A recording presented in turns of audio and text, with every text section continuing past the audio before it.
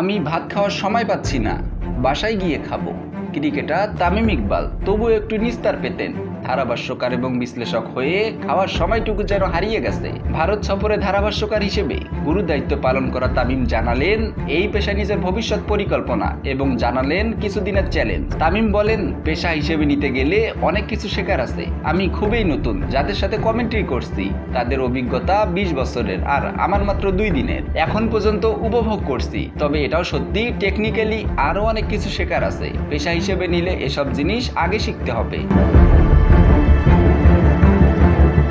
গণমাধ্যমকে তামিম আরো বলেন, গত টেস্টে আপনারা বলেছেন বাংলাদেশের সবকিছু বদলে গেছে। আরেক টেস্টের অর্ধেক না যেতে বাংলাদেশকে নিয়ে সমালোচনা শুরু করেছেন। আসলে একটা সিরিজ জিতলে এত বাহবা দেওয়া উচিত না, আবার খারাপ খেললে এত সমালোচনা করা উচিত না। টেস্টে এখনো অনেক কিছু শেখার আছে, উন্নতির জায়গা আছে। 20 বছর ধরে খেলছি, পারফরমেন্স যে জায়গায় থাকার কথা ওই জায়গায় নেই, এটা আমি মানি।